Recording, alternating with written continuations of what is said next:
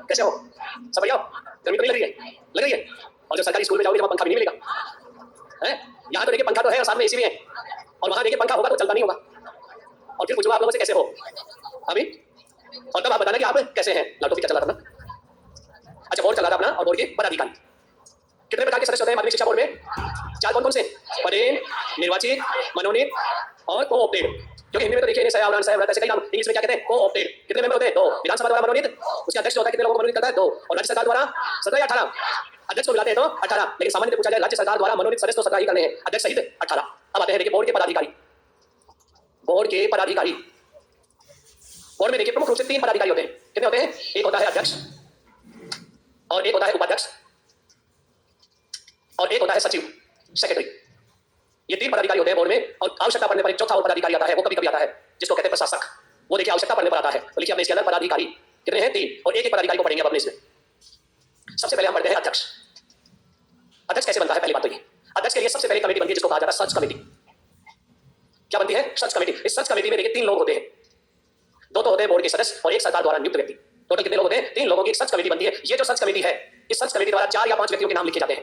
अगर इनको 4 मिलते हैं तो 4, 3 मिलते हैं तो 3, 5 व्यक्ति मिलते हैं तो 5। उन 4-5 व्यक्तियों के नाम लिखकर किसके पास भेजा जाता है? सरकार के पास। 1 2 3 4 5 ऐसे देखिए सर्च कमेटी द्वारा ढूंढ लिए जाते हैं कि ये बोर्ड के हित में होगा। कौन ढूंढती है? Search committee. अब उसके बाद देखिए अगला आता है अपना, इसके अंदर इन 5 लोगों में से फिर देखिए शिक्षा मंत्री और मुख्यमंत्री दोनों मिलकर देखिए किसी एक व्यक्ति को क्या बनाते हैं? अध्यक्ष। तो इस सर्च कमेटी के आधार पर सीएम और ईएम दोनों द्वारा देखिए, दोनों द्वारा मनोनीत करना इन 5 में से किसी एक को। अब समझिए अध्यक्ष कौन बनता है। पहले सर्च कमेटी बनेगी, सर्च कमेटी के लोग एक पैनल बना देते हैं कि भाई 4 लोगों का 5 लोगों का जितना भी वो पैनल बना पाते हैं, और उस पैनल में से मुख्यमंत्री और शिक्षा मंत्री दोनों मिलकर किसी एक व्यक्ति को क्या बना देते हैं? अध्यक्ष बना देते हैं। वो बोर्ड का होता है अध्यक्ष। अब आता है इसके बाद देखिए अध्यक्ष के काम क्या है, काम क्या करेगा अध्यक्ष, वो लिखिए। तो पहले लिख लो अध्यक्ष, और अध्यक्ष में लिख लो, अध्यक्ष में लिखो सर्च कमेटी के आधार पर, सर्च कमेटी के आधार पर मुख्यमंत्री व शिक्षा मंत्री द्वारा, मुख्यमंत्री व शिक्षा मंत्री के द्वारा किसी एक व्यक्ति को, किसी एक व्यक्ति को अध्यक्ष मनोनीत किया जाता है। अध्यक्ष मनोनीत किया जाता है। अध्यक्ष मनोनीत किया जाता है। अध्यक्ष के कार्य लिखो। कार्य में लिखो नंबर 1, बोर्ड की बैठकों की अध्यक्षता करना। बोर्ड की बैठकों की अध्यक्षता करना। अध्यक्षता करना। दूसरा काम लिखिए, बोर्ड की बैठकें बुलाना।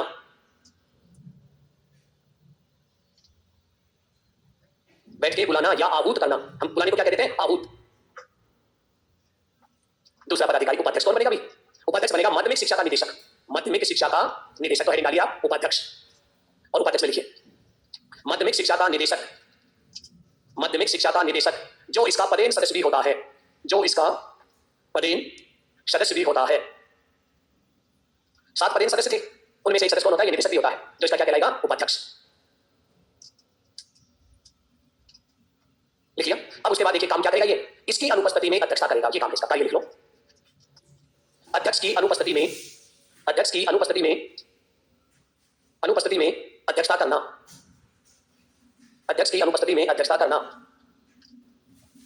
अब देखिए अध्यक्ष और उपाध्यक्ष दोनों ही नहीं हो, या हम ये कह दें चलो उपाध्यक्ष तो होगा। अब बात आती है या तो अध्यक्ष को हटा दिया जाए, जैसे अभी जारवी साहब को हटा दिया था, या खुद ये त्याग पत्र दे दे, या इसे बर्खास्त कर दिया जाए, या इसका कार्यकाल समाप्त हो जाए। तो इसकी जगह काम कौन करेगा? उपाध्यक्ष, सचिव या कोई और अन्य? ना तो उपाध्यक्ष करेगा, उपाध्यक्ष को केवल बैठक के लिए काम करने के लिए नहीं, क्योंकि ये तो अपना खुद का काम करता है, माध्यमिक शिक्षा निदेशक भी करने बैठा है। ऐसी स्थिति में देखिए एक नियुक्त किया जाता है प्रशासक। क्या नियुक्त करते हैं हम? प्रशासक। ये स्थायी नहीं होता है, ये तो जब होता है जब ये व्यक्ति नहीं हो। पहली बार 1981 में नियुक्त किया गया था, पी माथुर साहब, इनको बनाया गया था देखिए पहली बार। जब बोल प्रशासक का काम नहीं है ये सब।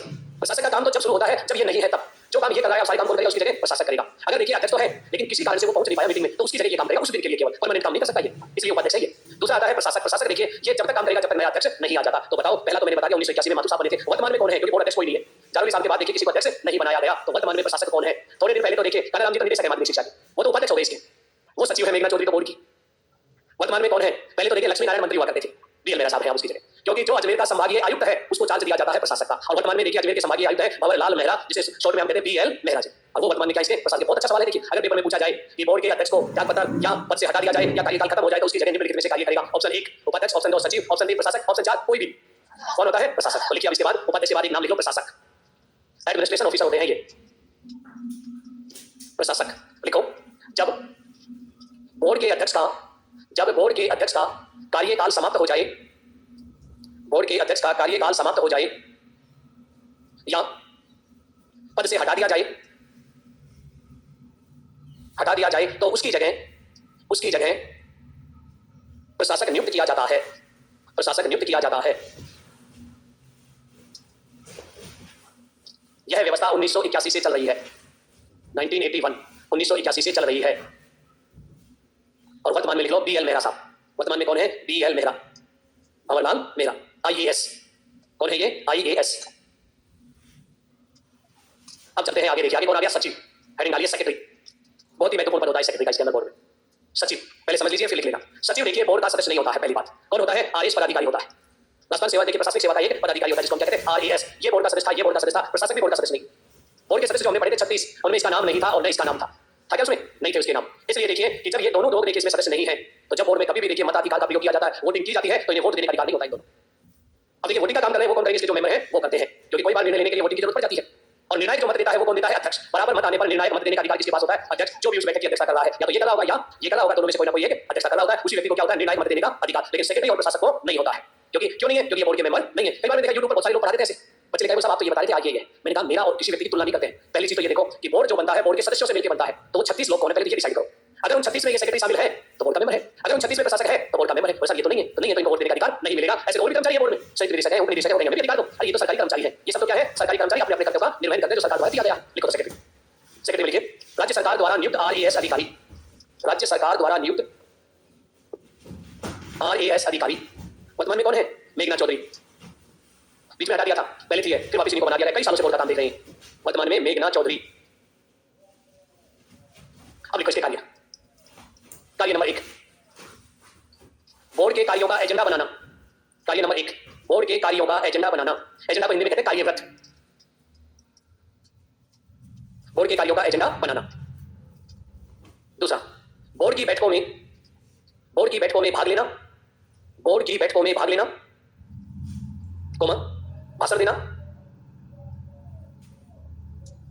भाषण देना और आय व्यय का लेखा जोखा प्रस्तुत करना।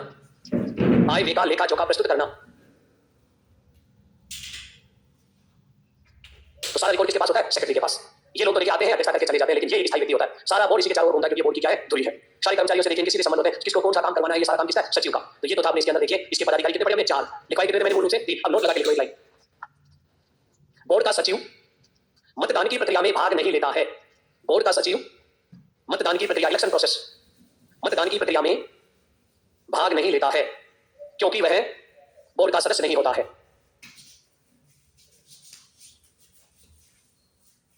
क्वेश्चन हो रहा है आपके माइंड, सर ये प्रशासक लेता है कि नहीं लेता भाग? ये भी नहीं लेता। अच्छा ये तो है नहीं। अब बोर्ड की बैठक बुलेगी, कोई भी तारीख को बुलाई जाती है, अध्यक्ष कौन बनेगा उस समय? ये। और साथ में इसके बराबर कौन बैठेगा? प्रशासक। ये अध्यक्षता तो नहीं कर सकता, ये व्यक्ति अध्यक्षता नहीं करेगा, क्योंकि अध्यक्ष के जो नियम है यही करेगा अध्यक्षता। बट लेकिन उपाध्यक्ष ये करेगा अध्यक्षता, इसकी अनुपस्थिति में ये अध्यक्षता करेगा, लेकिन साथ में कौन बैठेगा? प्रशासक भी बैठेगा उसके साथ में। हाँ जी, उपाध्यक्ष और दोनों रहे तो ये मुखिया ये करेगा। दोनों ही नहीं रहे तो फिर तो यही होगा। देखिए सारा काम इसकी जिम्मेदारी है करने की, और ये ज्यादा नहीं, इसको भी मतदान अधिकार नहीं होता। क्यों नहीं होता? क्योंकि बोर्ड का सदस्य ही नहीं है, तो ये सदस्य नहीं बनेगा। ये तो केवल प्रशासनिक व्यवस्था है, काम चलाओ जिसको हम कहते हैं। काम चलाने के लिए क्या करिए? टेम्परेरी व्यवस्था है, समझिए आप चीज को। ये तो कौन है? संभागीय आयुक्त है। ये तो आता है और व्यवस्था को, अगर बड़ा अधिकारी नहीं है तो बोर्ड की बैठक नहीं संभले। बड़े अधिकारी आने पर ही बोर्ड की व्यवस्था शांति से बैठे रहते लोग और उस पर काम होता है, तो सारी बातों को सुनता है ये व्यक्ति। ये है प्रैक्टिकली चीज। तो ये होगा तो ठीक, ये नहीं तो इसकी जगह ये, और ये दोनों नहीं है तो ये तो है ही नहीं प्रशासक। अब सर ये भी नहीं है तो बोर्ड की बैठक नहीं होगी। जब इनमें से कोई आ जाएगा तो बैठक बुलाई जाएगी। बिना मुखिया के बैठक कहां से कोई बुलाएगा? अच्छा बोर्ड की बैठक बुलाता कौन है? अरे ये बुलाएगा, इतनी तारीख को इतने बजे बैठक होनी चाहिए, सेक्रेटरी साहब को बुला के, और सेक्रेटरी साहब देखिए सबको आदेश निकालेंगे, आज दिनांक इतने को ये सबको सूचना दी जाती है कि दिनांक इतने को इतने बजे इस हॉल नंबर या कमरा नंबर में बोर्ड की बैठक की जाएगी, जिसमें सभी सदस्य आमंत्रित सभी सदस्य नाम लिखे जाएंगे, कौन कौन आएंगे बैठक। ऐसे होता है, हवा में नहीं होता, पूरा सर्कुलर निकलता है। फिर एक व्यक्ति को या तो फोन से बताया जाएगा या मेल से बताया जाएगा, व्हाट्सएप से बताया जाएगा, उनको भेजा जाता है। देखिए मैं कोचिंग के मेंबर हूं, तो हम जब भी बैठक होती है तुरंत देखिए या तो फोन करते हैं या व्हाट्सएप पे आदेश को भेजते हैं, साहब आपकी बैठक आपको जाना है, पता लग जाता है उस चीज का कि कब कौन सी बैठक है। चलो आगे बढ़ते हैं। आप लोग तो पूरा ही ऑपरेशन करते हो, किसी से बोर्ड का अध्यक्ष बनना हो, कोई भी बन सकता है बोर्ड का अध्यक्ष, कोई योग्यता वगैरह फिक्स नहीं होती इसमें। हाँ जी, संबोधन का मतलब क्या होता है? देखिए मैं मान लीजिए बोर्ड का सेक्रेटरी अध्यक्ष यहाँ बैठे, उपाध्यक्ष या प्रशासक जो भी ऊपर बैठे, सारी कार्यवाही कौन करता है? सचिव। सारा रिकॉर्ड किसके पास है? सचिव के। वो आएगा, सबका स्वागत करेगा, सबको बिठाएगा, सबके नाश्ते पानी की व्यवस्था करेगा, सबको देके लिखने के लिए कॉपी पेन पेंसिल जो नोट्स देगा, सबकी सीटें फिक्स करेगा और उनको सबको संबोधित भी करेगा। ये सारे काम सेक्रेटरी, और सबका एक एक रिकॉर्ड, अगर किसी को कोई समस्या है तो अध्यक्ष नहीं, सारा रिकॉर्ड सेक्रेटरी करता है। जो भी कुछ होते हैं एजेंडा बातचीत होती है, जो भी देखिए करना होता है, सब काम सेक्रेटरी का हाथ में। सेक्रेटरी का मतलब ये सरकारी रिकॉर्ड रखना। सेक्रेटरी का मतलब क्या होता है? सरकारी रिकॉर्ड यानी दस्तावेजों को संधारित करने वाला व्यक्ति। आ जाओ उसके बाद लिखते हैं। अच्छा बोर्ड की एक सबसे बड़ी विशेषता, बोर्ड में अकेला व्यक्ति निर्णय नहीं लेता कोई भी। बोर्ड में कोई भी काम कराने के लिए कमेटी बनाई जाती है, बिना समिति के चाहे 2 लोगों की कमेटी बने, लेकिन समिति का गठन किया जाता है। तो लिखो बोर्ड की समितियां। बोर्ड में कौन कौन सी समितियां हैं?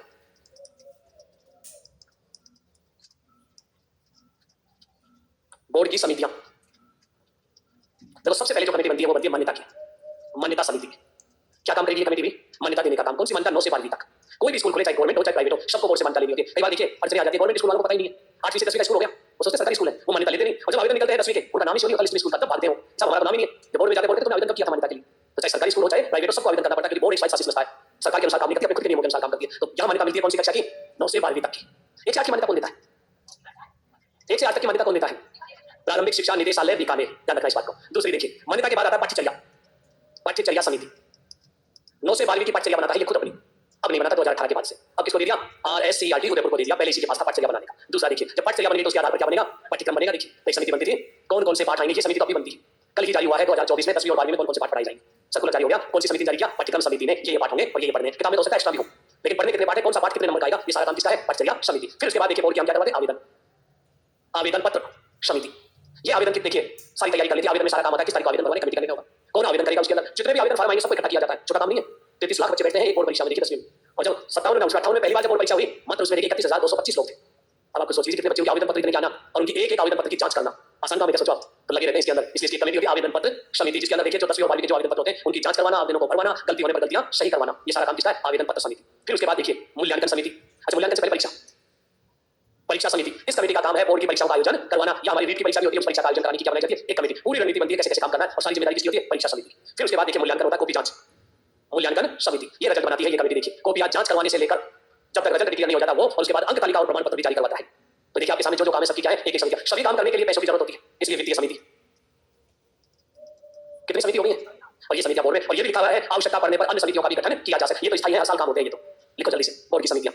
हाँ जी, अब नहीं बनाती देखिए पाठ्यचर्या और पाठ्यक्रम, तो देखिए अब जो तय करता है हमारा RSCRT, लेकिन उसमें पूर्ण अधिकार नहीं है, उसमें कम ज्यादा करने का अधिकार बोर्ड को है अपना खुद का। उस पाठ्यचर्या को कम ज्यादा, जैसे RSCRT ने किताब छाप दी, आगे स्कूलों में किताब, अब उसमें से पाठों में कटौती करनी है तो कटौती कौन देगा? ये कौन सा पाठ कितने अंक का आएगा ये तय करता है। उसका काम क्या है? RSCRT उदयपुर का पाठ्यचर्या और पाठ्यक्रम को जारी कर देना। वो तो किसके अनुसार जारी करते हैं? NCERT के अनुसार। अब बोर्ड को अधिकार है उनको कम ज्यादा कर सकता है। इसका मतलब सीधा सा है दोनों तालमेल से काम करते हैं, एक दूसरे का सहयोग करते हुए काम करते हैं। लिखो जल्दी से। हाँ जी, अध्यक्ष देखिए किसी को भी बनाया जाता है, इन सारी कमेटियों का अध्यक्ष और सदस्य होते हैं। जब जिसे काम करवाना होता है उसमें, वहां पर जो कर्मचारी होते हैं बोर्ड में वो होते हैं उपनिदेशक पद के, उन लोगों को इन कमेटियों का एक अध्यक्ष बनाया जाता है और उनके साथ नीचे काम करने के लिए और होते हैं। अब आता है बोर्ड के कार्य, बोर्ड क्या क्या काम करता है? बोर्ड के कार्य ये उतार लेना समितियां, इन समितियों के आधार पर बताओ बोर्ड क्या क्या काम करता है। हाँ जी, क्रमोन्नत करने का काम बोर्ड का नहीं, स्कूलों को क्रमोन्नत करने का काम किसका? सरकार का। इसका काम तो मान्यता का है।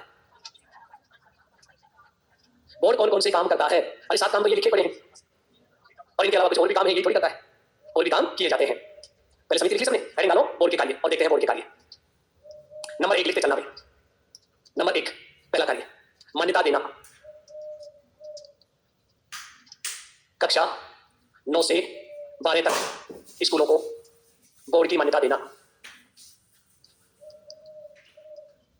दूसरा काम, दूसरी कमेटी कौन सी थी? तो देखिए अपने इसमें पाठ्यचर्या व पाठ्यक्रम का निर्माण करना, लेकिन निर्माण करने का 2018 के पास है, RSCRT के पास चला गया 2018 से। तो अब ये क्या काम करती है? पाठ्यचर्या व पाठ्यक्रम में संशोधन करने का काम है। अब क्या काम बच गया इसके पास? निर्माण की जगह क्या हो गया? संशोधन करने का काम। हर साल देखिए अपने पाठ्यचर्या को ये डालते हैं और पाठ्यक्रम को डालते हैं और बताते हैं कौन कौन से पाठ बच्चों का आएंगे, कौन कौन सी गतिविधियों का आयोजन करवाना है। 2018 तक तो इसमें भी बनाता था, 2018 के बाद से कौन बना रहा है? तीसरी कमेटी कौन सी थी? तो देखिए आवेदन पत्र भी बनवाना, लिखो इसके अंदर बोर्ड परीक्षाओं के आवेदन पत्र भरवाना व उनकी जांच करना, वह उनकी जांच करना। बोर्ड परीक्षाओं का आयोजन, तो देखिए यहां एक परीक्षा नहीं है, परीक्षाओं का आयोजन, कई परीक्षाएं हैं। देखिए परीक्षाओं का आयोजन करना, कौन कौन सी परीक्षाएं हैं भाई? एक देखिए परीक्षा होता है 10वीं बोर्ड, और संस्कृत में होती है प्रवेशिका।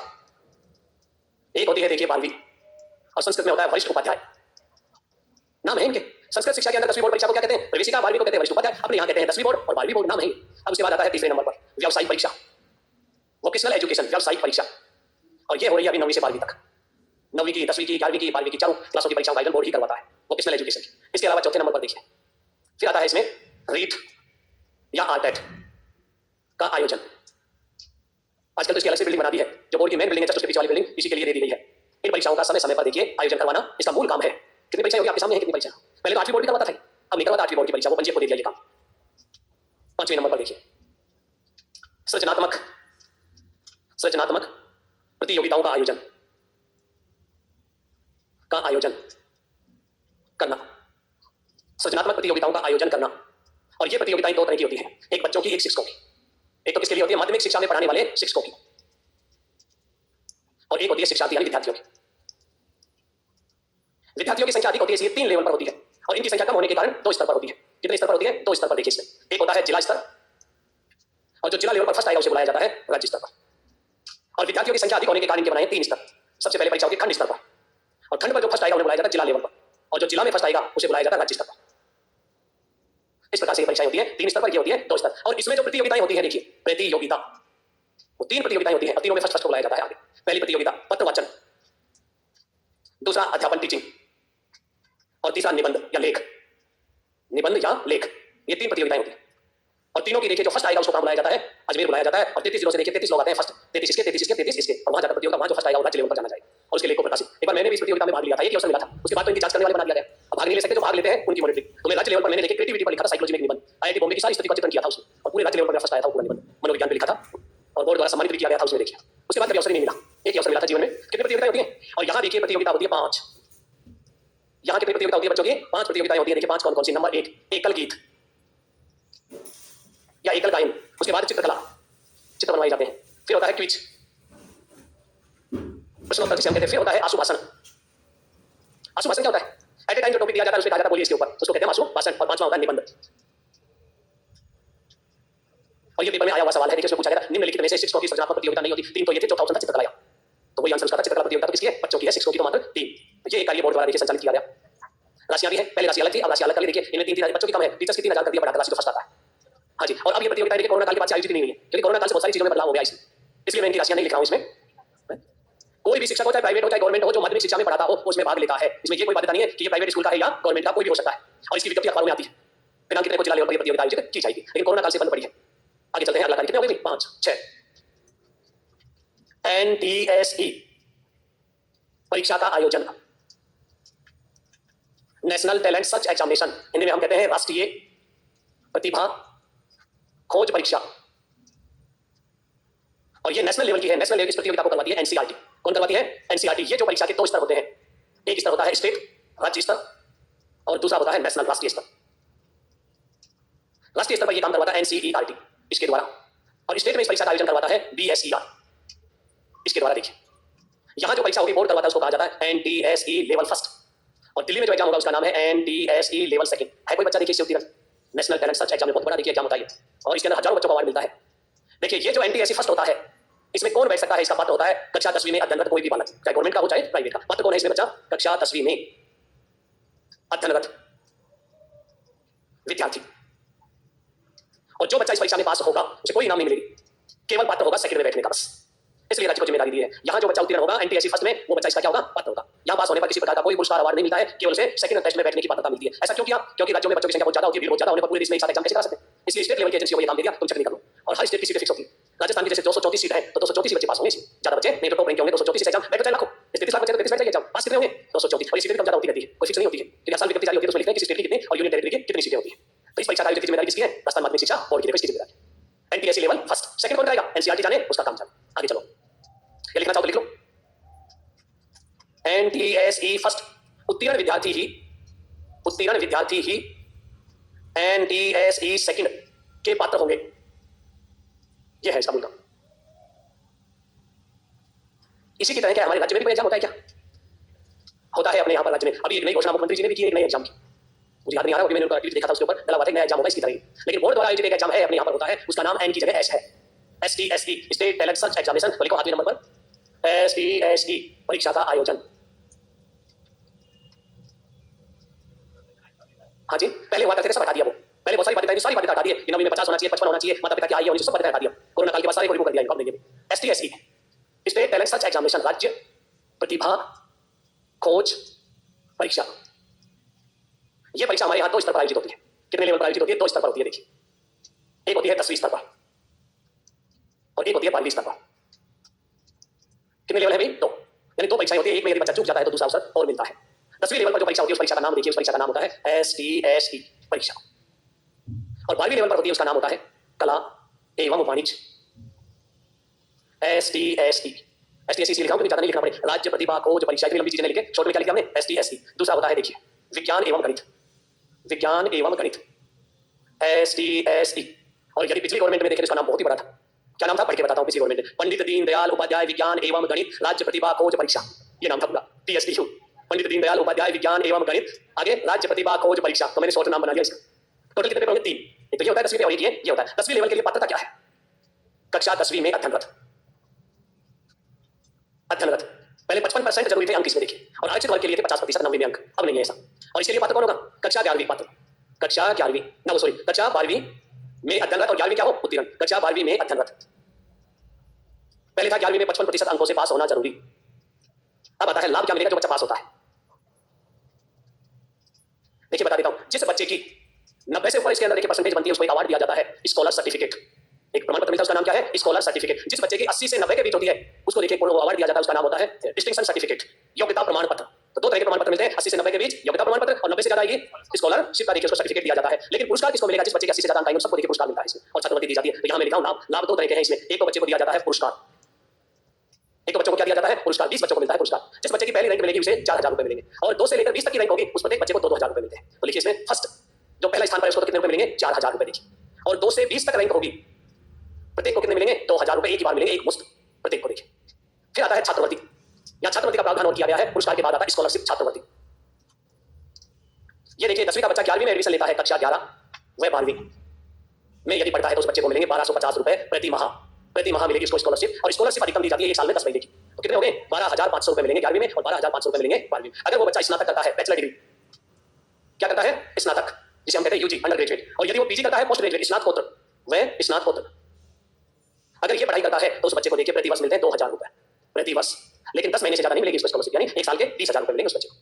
अच्छा, प्रति माह, सॉरी, प्रति माह। अधिकतम कितने महीने की मिलती है? 10 महीने का मिलता है देखिए स्कॉलरशिप, इससे ज्यादा नहीं होती, क्योंकि 12 महीने पूरा स्कूल चलते ही नहीं, इसलिए पूरे 12 महीने की स्कॉलरशिप नहीं दी जाती है। आगे ये भी कहा पीएचडी में भी मिलती है स्कॉलरशिप यूजीसी के मापदंड के अनुसार। एक सर्टिफिकेट, वो सर्टिफिकेट इतना आसान काम नहीं है। देख लो भीड़ में से किसी के पास हो तो आपके पास है कौन सा वाला स्कॉलरशिप है? आपके पास स्कॉलरशिप दी जाती है जिसकी 80 से ज्यादा परसेंटेज होती है उन बच्चों के इस परीक्षा के अंदर। ये जो मानक बना रखे हैं इन्होंने, और इसमें ये पुरस्कार और ये क्या है? छात्रवृत्ति है। 2 चीजें बहुत सारों को तो पता ही नहीं होता है, एग्जाम में नहीं बैठे थे, हर साल आवेदन निकलते हैं इसके और भरवाए जाते हैं। प्राइवेट स्कूल वाले ज्यादा फोकस करते हैं, फिर वो अखबारों में देखें एनटीएससी में इतने बच्चों का चाहिए, एसटीएससी में इतने बच्चों का चाहिए, हमारे यहाँ इनकी स्पेशल तैयारी कराई जाती है। और इसमें ज्यादा खेल किसका होता है? मैथ का ही होता है इसमें, उसी का पेपर होता है देखिए 10वीं के अंदर। तो मैथ और इंग्लिश उतार लिया आपने। चलो अब आगे चलते हैं। अगले कौन से नंबर की थी परीक्षा? छठा आ गया ना, 7वां। चलो 8वें नंबर, पीछे से उतार लिया इसको। हाँ जी, सेम है, ये दोनों में सेम है, इसीलिए तो लिखा मैंने सेम। लाभ देखिए अलग से फाइल है, हाँ, लेकिन यहाँ 11वीं 12वीं नहीं होती है, यहाँ ये चालू है, वही मिलती है दोनों में सेम। ये तो इसलिए चालू किया 12वीं में, कुछ बच्चे 10वीं में रह जाते हैं किसी कारण से, तो वहाँ 12वीं में भी उनको अवसर मिल सकता है। और प्रतिभाशाली बच्चों को देखिए आगे बढ़ाना है, मूल उद्देश्य। लिखिए 8 नंबर राजस्थान बोर्ड। चलो 1 मिनट, ऐसे नहीं, प्रकाशन का कार्य, पब्लिकेशन, प्रकाशन का कार्य, पब्लिकेशन। और प्रकाशन के कार्य में क्या क्या होता है? एक तो देखिए अंक तालिका बच्चों की प्रकाशित होती है, अंक तालिका, और क्या होते हैं? प्रमाण पत्र भी होता है, इनका प्रकाशन करना। देखिए अंक तालिका व प्रमाण पत्र का प्रकाशन। एक बोर्ड की पत्रिका और है जिसे कहा जाता है बोर्ड जर्नल, और उस बोर्ड जर्नल का पूरा नाम है राजस्थान बोर्ड शिक्षण पत्रिका।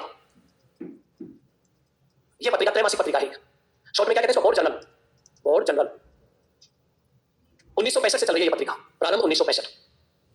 कैसी पत्रिका? त्रैमासिक पत्रिका।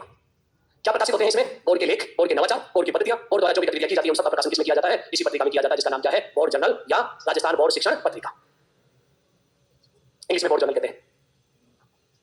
कैसी पत्रिका है? त्रैमासिक। तो साल में कितने प्रकाशित होंगी? 9वें नंबर पर देखिए, आगे लिखिए एकल या देवपुत्री योग्यता पुरस्कार। एक योजना चलाई है बोर्ड ने, देखो, एकल या देवपुत्री योग्यता पुरस्कार, प्रारंभ 2012। 2012 से कौन पात्र है इसमें? इसमें कहा गया है देखिए पात्रता में, अपने माता पिता के एक ही संतान हो, वो भी लड़की हो, या 2 संतान हो, दोनों लड़कियां हो। लड़का होने पर यह पुरस्कार नहीं दिया जाएगा। अब देखिए कंडीशन इसमें और सुधार किया गया, अगर दूसरे प्रसव के दौरान 2 जुड़वा लड़कियां हो जाती हैं तो वो तीनों बच्चे ऐसी पात्र होंगे। दूसरे प्रसव के दौरान यदि 2 जुड़वा बच्चियां हो जाती हैं तो देखिए मैंने सवाल पूछा, मतलब पहले प्रसव के दौरान जुड़वा हो जाए तो जब तक तो हो ही गई है, तब तो अपने आप ही तो हो गई है, और अपने यहाँ पर नियम है 2 से ज्यादा बच्चे नहीं हो। तो इसलिए ये जो पुरस्कार जो अपने इसके अंदर आता है उसके अंदर क्या है? या तो एकल हो या द्विव हो, और जो देखिए अपने माता पिता के संतान होने पर ही इसको दे है। लिखो इसमें पात्रता में, लिखिए अपने माता पिता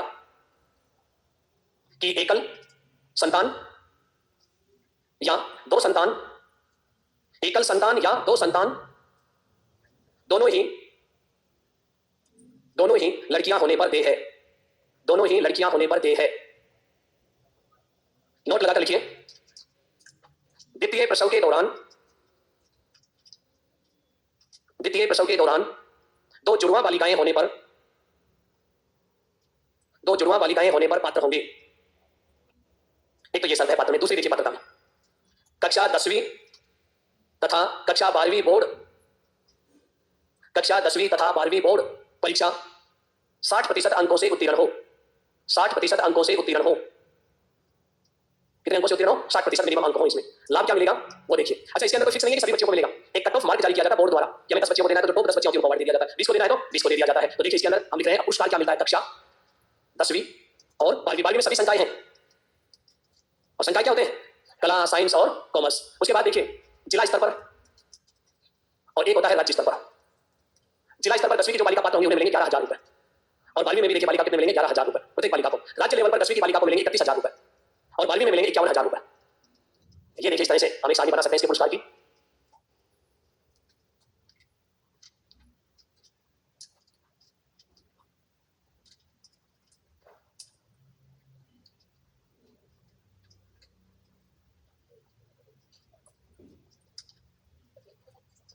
सभी वर्ग लिख तो दिया मैंने, सबकी कट ऑफ जारी की जाएगी अलग अलग।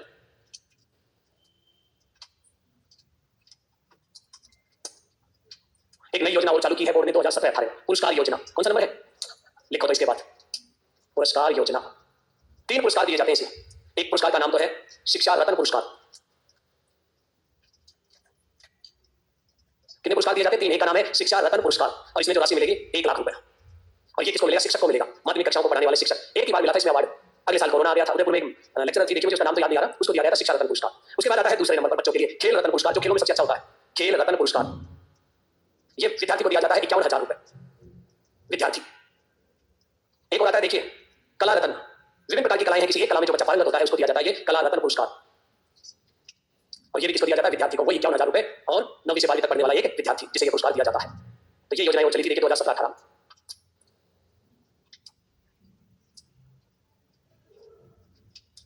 और बोर्ड द्वारा क्या क्या काम किए जाते हैं? 10 कार्य तो मैंने दिखा दिया बोर्ड द्वारा किए जाने वाले कार्य। और भी कुछ कार्य करता है क्या बोर्ड? बोर्ड द्वारा समय समय पर सेमिनार, कार्यगोष्ठी इनका भी आयोजन किया जाता है। लिखिए, चलो आगे चलते 11वें नंबर पर लिखिए। बच्चों की सहायता करने के लिए देखिए इन्होंने विद्यार्थी सेवा केंद्र खोले। लिखिए 11वें नंबर पर विद्यार्थी सेवा केंद्र। सेवा केंद्र, विद्यार्थी सेवा केंद्र। और ये जो सेवा केंद्र है देखिए ये खोले गए थे सबसे पहले संभाग लेवल पर एक, क्योंकि हर बच्चा देखिए बोर्ड में आता था छोटे छोटे काम के लिए।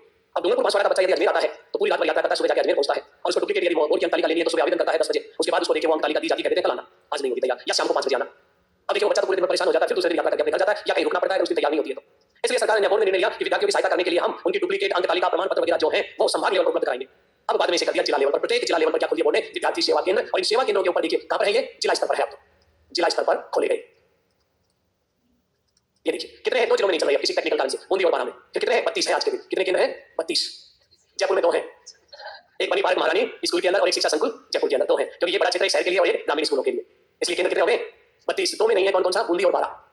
बूंदी और बारा 2 जिले में नहीं है टेक्निकल कारणों से, बाकी सब जगह संचालित है। और यहाँ क्या दिया जाता है? 2001 के बाद, 2001 के बाद बोर्ड परीक्षाओं की अंक तालिका व प्रमाण पत्र की छाया प्रतिलिपि यानी फोटोकॉपी उसकी एक तरह से छाया प्रतिलिपि उपलब्ध कराई जाती है। यह है देखिए विद्यार्थी सेवा केंद्र।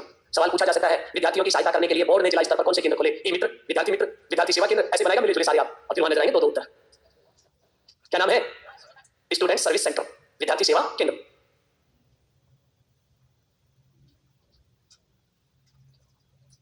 अभी नहीं, सीबीएसई का कोई लेना देना नहीं, हम माध्यमिक शिक्षा बोर्ड पढ़ रहे हैं। सीबीएसई बोर्ड तो दिल्ली में है और उसकी ब्रांचेज होती है रीजनल लेवल पर, जैसे नॉर्थ इंडिया का अजमेर में बना रखा है, वो वाला सिस्टम है। वो तो सिलेबस में है ही नहीं, हम केवल बात करें राजस्थान माध्यमिक शिक्षा बोर्ड। अब देखिए बोर्ड परीक्षाओं में नकल प्रोग्राम, और बोर्ड परीक्षाओं में नकल को रोकने के लिए कानून बना था हमारे देश में पहली बार 1992 में, अनुचित साधनों की रोकथाम। पहले क्या था कि बच्चा पर्ची लिया था तो केस बन जाया करता था। और पहले देखिए यूपी और बिहार और हरियाणा की ये कल्चर थी, बोर्ड परीक्षा बच्चों की कम होती थी, माता पिता की ज्यादा होती थी। अखबारों में कार्टून आते कहां जा रहे हो कि बच्चे की बोर्ड परीक्षा दिलाने के लिए जा रहा हूं। आप क्या करोगे? नकल तो वही करोगे, लिखोगे। स्कूलों की खिड़कियों के जो होती थी उनके पीछे चिपके रहते घर वाले, बच्चा जोर से पढ़ के सुना देता कि ये सवाल है डॉक्टर को, उनको पर बाहर से बोलते रहते। कमरे में उसने अलाउ नहीं था, लेकिन विंडो से नीचे बोल दिया करते थे। अब देखिए उसके ऊपर थोड़ी सख्ताई होगी तो लोगों ने देखिए एक बार एक कार्टून बना के भेजा, एक देखिए चलो आप अपनी स्कूल की चार दीवारी में आने दो, बाहर से कैसे रोकोगे? माइक के ऊपर प्रश्नों के उत्तर बोल रहे हैं सभी बच्चों के लिए, अब कैसे रोकोगे? सारे स्कूल को सुनाई दे रहा है, घर के ऊपर चला गया म्यूजिक सिस्टम, अब बताओ कैसे रोकोगे? तो इसलिए सरकार को क्या बनाना पड़ा? एक अधिनियम एक्ट बनाना पड़ा, सार्वजनिक परीक्षाओं में नकल। इसी बोर्ड परीक्षा नहीं, कोई भी देखिए परीक्षाएं हो, सबके रूल्स एक ही है। सबसे पहले कानून बना था 1992 में, इसमें ज्यादा बड़ी देखिए सजा के प्रावधान नहीं थे, इसलिए हमारी कंपटीशन के एग्जाम होते वो इसी के अंदर आते। इसलिए देखिए उनको 2021 में और ज्यादा बनाया जाए इनको सख्त, ताकि देखिए जो नकल गिरोह है उनको क्या मिले? सजा मिले। तो देखिए पहले तो इसको सार्वजनिक परीक्षा कानून का नाम क्या है? सार्वजनिक परीक्षा ब्रैकेट अनुचित साधनों की रोकथाम, अनुचित साधनों की रोकथाम अधिनियम एक्ट 1992 92 ये था। देखिए, तो पूछा जा सकता है जब बोर्ड परीक्षाओं में नकल को रोकने के लिए कानून कब बनाया गया? 1992 में बनाया गया था। देखिए, अच्छा, बोर्ड परीक्षाओं में ये भी होता है, बाड़मेर का लास्ट गांव है पाखासर, बोर्ड नहीं, बोर्ड तो बहुत दूर है, बोर्ड का गांव है बीकेडी, बीकेडी ब्राह्मणों की रानी, लास्ट गांव है, उसका नाम राजस्व गांव ही है वो। अब लेकिन आप लोग जब राजस्थान के मानचित्र को पढ़ते हैं तो पाखासर बड़ा कस्बा वही आता है। वहां पर क्या था? देखिए, 10वीं बोर्ड परीक्षा हुई, टीचर तो होते ही नहीं है, बच्चे फेल हो जाए करते। टीचरों ने सोचा कि क्यों ना बोर्ड परीक्षा है, एक टीचर आया और उसने देखिए अपने विषय के सारी चीजें बोर्ड पे लिख के बच्चों को बता दी, सारे बच्चों ने उतार ली। और जैसा टीचर को आता था वैसा वो उतार लिया। बोर्ड परीक्षा संपन्न होगी, कॉपियां चली गई, एक ऐसे व्यक्ति के पास चली गई, उसने देखा कि सभी बच्चों के सही उत्तर तो सही है, जो है गलत उत्तर भी सबके जैसे, इससे ये सिद्ध हो गया कि नकल हुई है। उसने नकल का प्रकरण बना दिया, बोर्ड को भेज दिया कि इसमें नकल हुई है। और नकल का प्रकरण बोर्ड के पास पहुंचा, बोर्ड ने कमेटी बना दी, जांच अधिकारी ने, जो टीचर थे वो तो अपने घर आ गए थे, उनको नहीं पता, वहां जाके बच्चों के पास गए जो 10वीं के बच्चे थे, उनके रोल नंबर वगैरह सब चीज लेके उनके घर पूछती है टीम में, वहां जाकर जांच अधिकारी पूछते हैं, बच्चे तो देखिए आराम से बताते हैं, उसने ये कहा, उसने ये कहा, ऐसे करवाया, सारा प्रकरण बना लिया। और फिर वहां जो टीचर जो शिक्षक की ड्यूटी दे रहे थे, गर्मियों की छुट्टियों में उनके पास चार्जशीट पहुंचती है खाली, और उनको पता ही नहीं कि तुम निलंबित भी हो गए, चार्जशीट आ गई तुम्हारी। तो देखिए, ये भी एक चीज होती है, कई बार परीक्षा संपन्न होने के बाद भी अगर गलत काम किया है, सजा मिलती है उस चीज की।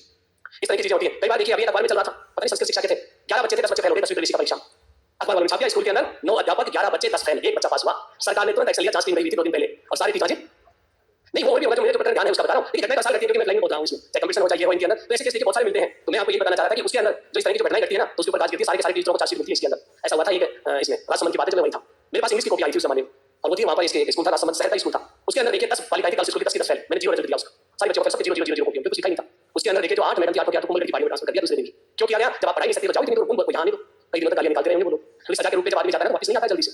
एक बार सजा के तौर पर किसी को भेज दिया जाता है तो वापसी के रास्ते नहीं होते वहीं, और उसके बाद इंक्रीमेंट वगैरह रुकते हैं, वो तो चलते रहते हैं, जिनकी बड़ी सजा मिले। जिसको एक बार सजा मिल गई उसका लाइफ में कभी प्रमोशन भी नहीं होता है, चाहे सजा धमकी ही मिल जाए।